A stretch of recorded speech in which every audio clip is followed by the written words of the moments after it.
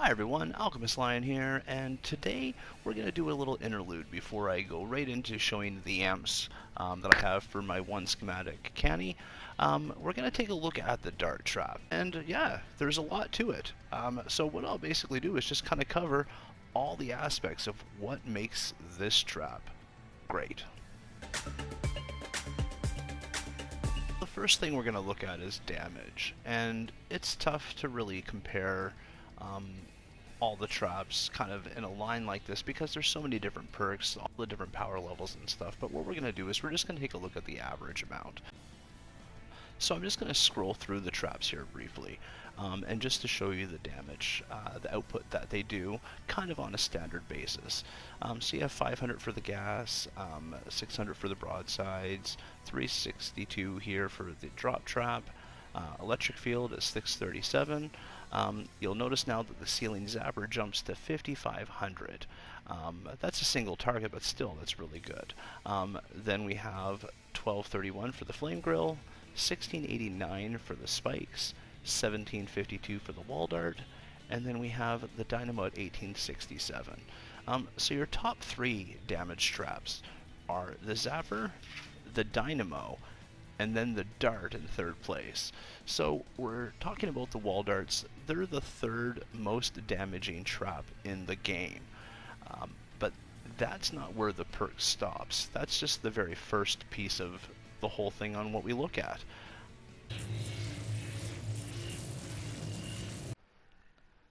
So most traps in this game work like these three, and the area of effect is limited to a 1x1 tile radius.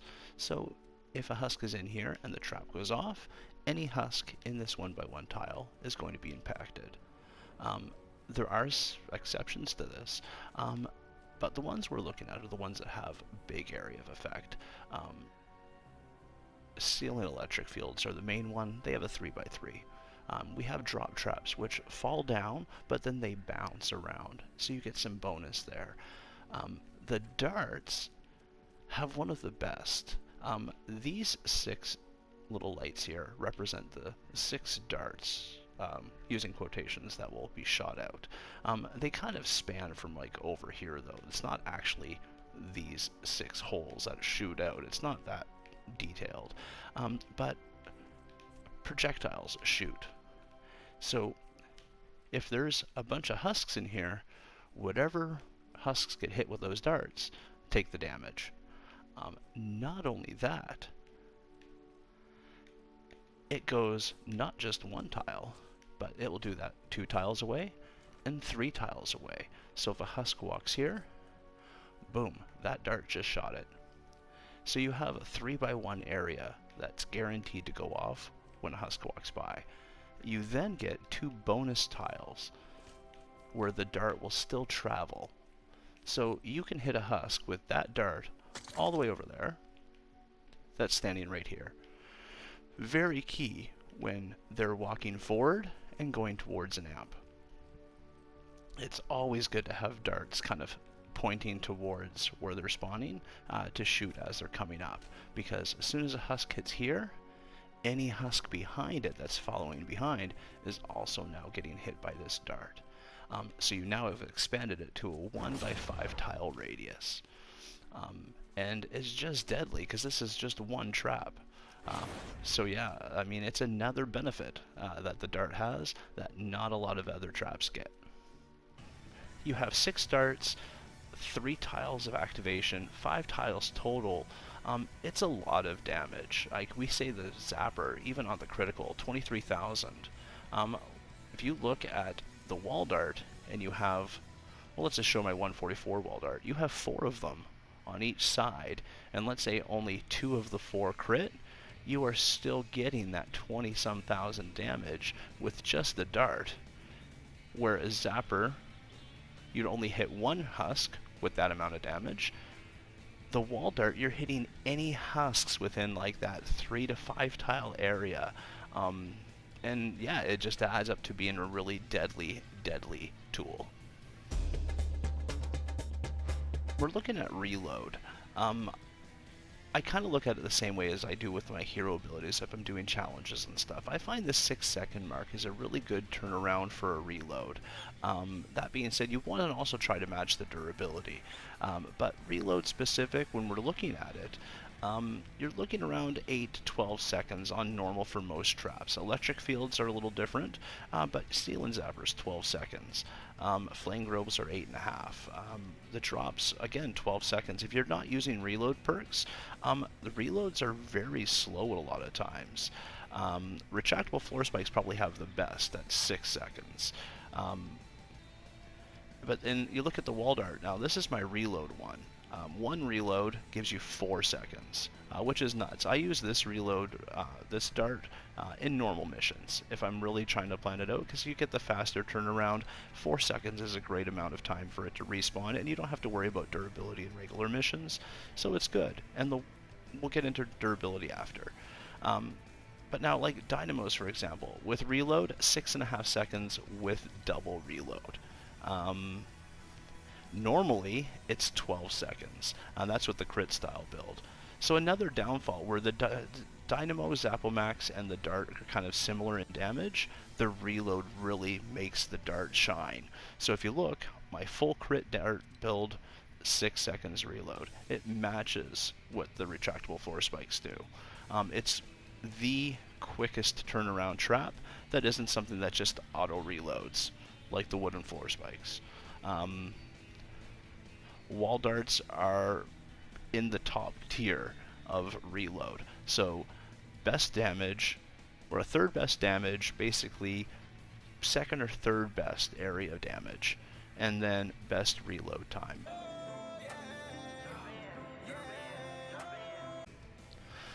So a lot of times you want to use your traps with durability in mind. And you can add durability as perks, but then you're taking away from damage, reload, and some of the other stuff that might be beneficial. However, sometimes durability is definitely good to add to certain traps. For example, I have like my gas trap, all durability. But even with all durability, we're at like 96. That being said, let's just take a look here, and we're just going to kind of look at what the standard durabilities were. If anything looks higher, we'll look at the stats to see, but we're just going to take a look at it. So gas, you're looking at about 36. Again, broadside's 36, and these are standard. This is what your base is, and then your percentages add on afterwards when you go into a mission. 34 for a drop trap, 51 for an electric field. Now, we'll look at it, and that has a durability perk on there. So let's just, for fun's sake, take that durability perk off and just do increased build health for a second. It drops right down to 36. So kind of in line with all the other ones that are up here. So let's just modify that back, because I want to have it at 51. But 36, so basically 34, 36. Every trap so far. 34, 34, 36, 45. No durability perks. And then the Dynamo, 36. Anti-air is 28. The durability on the Dart is the best. They last the longest. They are the most durable trap to have in your endurance, which is why I can pull off things with Dart only that you generally probably couldn't do with any other trap. It's because it hits the top categories of the main things that we look for when we're building trap tunnels for damage. It has almost the best of everything, and it's all in one trap, and that's why I'm using it. And that's why it's the greatest. And how we have it set up, with 4 darts pointing all onto one tile, that's the goal. That's to maximize the damage output. You look at the critical hit chance of this dart, you look at the critical hit damage. If it's hitting 4 times, chances are 2, possibly just 1, but let's just say 2 is going through. That's 20,000 base damage that's being done to these husks. Anytime they're walking through any tile, because there's 4 darts constantly pointing at them. The reload's fast, so there's no real lull in between. It's just constant assault on the husks, and that's how we get it to work. And that would be great if that was it, but the darts have even more benefits. So let's go take a look at that. So I'm in here in Canny, and we've gone over the dart. We've seen a lot of perks to it. There's a perk that makes the dart almost better than any other trap, and it has nothing to do with the damage, the durability, the reload rate, any of that.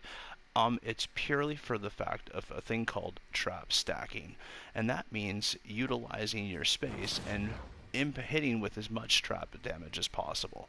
And this is pretty much it. You get broadsides and you get wall darts, and they can shoot over these low walls and hit husks, on top of the fact, because they're distance, so they shoot the range, and on top of it, you're getting extra damage with these dynamos. So you're getting the damage of the dynamo on top of the damage that the dart or broadside is doing.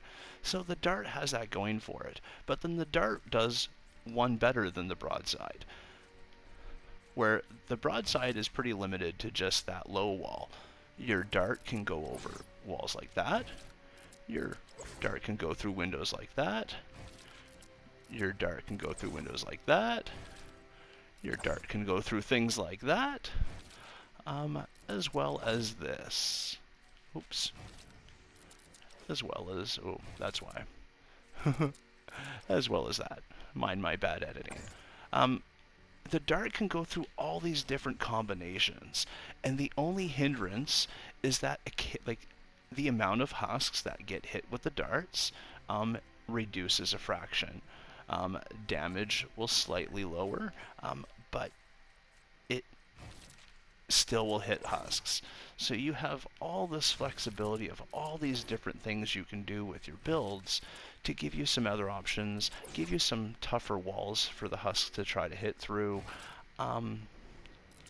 things like that. So your block off is still viable and durable, but you can add damage with that double window type thing, and it still works. Not only that, the dart one-ups the broadside a second time, because not only can it do the walls like this, which the broadside will struggle to shoot their cannonballs through, which one may pass through occasionally, it's not going to be good. But darts can also shoot through ramps. I'm not sure why. It makes no sense whatsoever, but a dart will hit like that. Again, you can make block off. You can do some cool things with this to ensure that the dart won't even get hit. Like if a smasher's going through, you can kind of protect it so that it has some extra durability. And I've really utilized that in a lot of my dart-only builds to maximize just how effective the pathing and builds are. And then, even though in these builds I don't have dynamos, we can convert stuff very easily, and that's going to be the next step. After I do this in Canny, I'm going to go back and show you kind of what I do to upconvert some of these very well-pathed builds that I'm getting away with one trap on, and making them almost an indestructible, invulnerable build. And that'll be another time. But yeah, that's it for the darts, really. They are pretty much the whole shebang. They are the greatest trap, and I mean, there's multiple reasons why. But yeah, that's kind of my sales pitch. I mean, we already know what they do, but it's kind of cool just to see it all kind of laid out for you, demonstrating just how powered, or how, I would say, I don't want to say overpowered, I don't want them to be nerfed, but how just highly useful and why they should be highly regarded. The dart trap is amazing. We've covered the wall dart and why it's great, but how do you perk it? I have it set up damage, double crit damage, crit rating, increased build's health. My dynamo Zappo maxes, my heals builds attached. So when I'm doing my normal builds, I kind of bank on the dynamo being in front with the wall dart being in behind. In this one, I just have it increase builds health. It helps with pathing. It helps keep the builds alive, but I'm counting on them breaking, and that's why I have fail safes and stuff like that. So my main thing is just to increase the build health to give it a little extra time. And when it comes to the damage piece, I like that over the crit rating. We're looking at 38% and 8,400 damage for the crit side of things, if damage is in play. If I switch that to crit rating, it goes up to 51%, but it lowers from 8,400 hit damage for the critical to 6,900. I take that 10% crit chance and add it to the damage any day of the week. That's why I have the damage set up.